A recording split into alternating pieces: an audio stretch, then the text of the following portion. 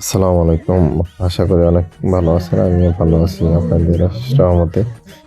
আজ barbecue party হবে সাথে। টোটাল প্রিপারেশন নেওয়ার পর আপনাদের কাছে ভিডিও নিয়ে আসছি। তো সবাইকে দেখার জন্য অনেক ভালো রিকোয়েস্ট থাকলো। আর সবাই দেখবেন ইনশাল্লাহ। আর যদি নতুন কোনো ফ্রেন্ড থাকেন অবশ্যই চ্যানেলটা সাবস্ক্রাইব করে দেবেন।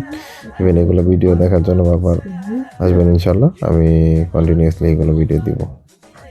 আর বিশেষ করে হলো আমার চ্যানেলের পরিস্থিতি মোটামুটি আলহামদুলিল্লাহ ভালো আছে। দোয়া করি আপনারা ভালোভাবে সাপোর্ট করবেন ইনশাল্লাহ। হ্যাঁ, আর হলো আমার এই ভিডিওগুলো বেশি একটা ভিউ হয় না অবশ্য। যদি আপনারা একটু সাপোর্ট করেন, আপনারা যদি একটু শেয়ার করেন, ইভেন এগুলো ভিডিও দেখার মতো অনুপ্রেরণা হন, তাহলে হয়তো ভালো লাগবে। পরিশেষে একটা কথাই, আমরা প্রায় 6 জন দেখেন মুরগিগুলো পাচ্ছি। মুরগি তেল দিয়ে নিচ্ছি, একটা চুলা বানিয়ে নিছি। এমন লোকে আমার একটা ছোট ভাই আছে, নাম হলো রিফাত। পাশে দাঁড়িয়েছিল।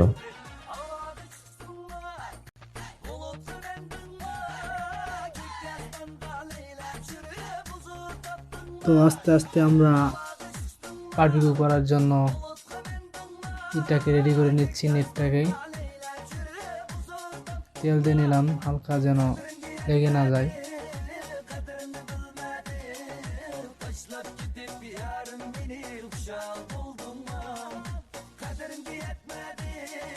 এখন আমরা দিয়ে দিব। মাংসটা ভালোভাবে মাখিয়ে নিচ্ছে আমার এক বড় ভাই, সুন্দর করে মাখিয়ে নিচ্ছে।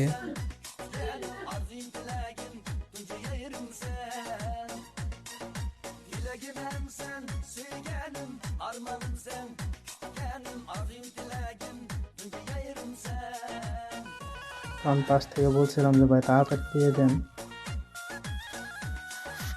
এখানে দেন ভাই ভালো করে। পাশ থেকে বলছিলাম আমি, তো ভাই দিয়ে দিচ্ছে এখন সুন্দরভাবে। আমাদের কয়লাটা কিন্তু অনেক সুন্দর হয়েছে, যাই বলেন।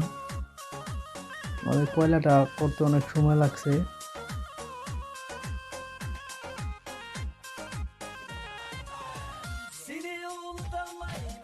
মাংসের কালারটা কিন্তু জোর হয়েছে। মশলাটা কিন্তু আমি মাখাইছিলাম।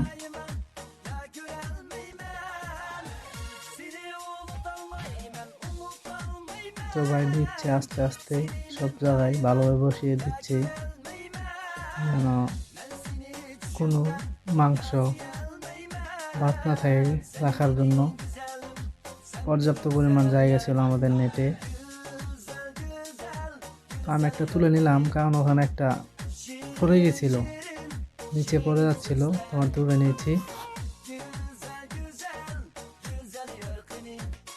সবগুলো আস্তে আস্তে দিয়ে দিচ্ছে আশিক ভাই।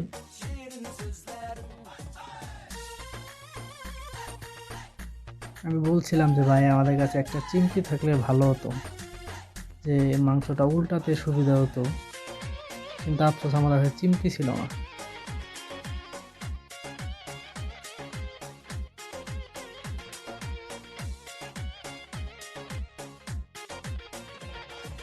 লেগ পিসটা কিন্তু দেখার মতো হয়েছিল, বুঝছেন।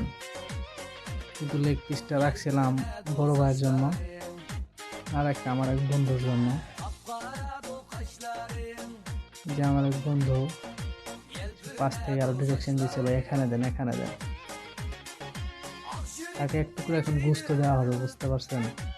সে পুড়িয়ে খাবে, একদম একদম কয়লাতে পুড়িয়ে খাবে একটু করে গুস্ত।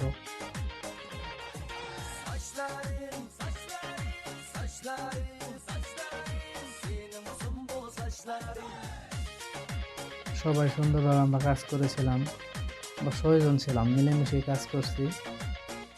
তো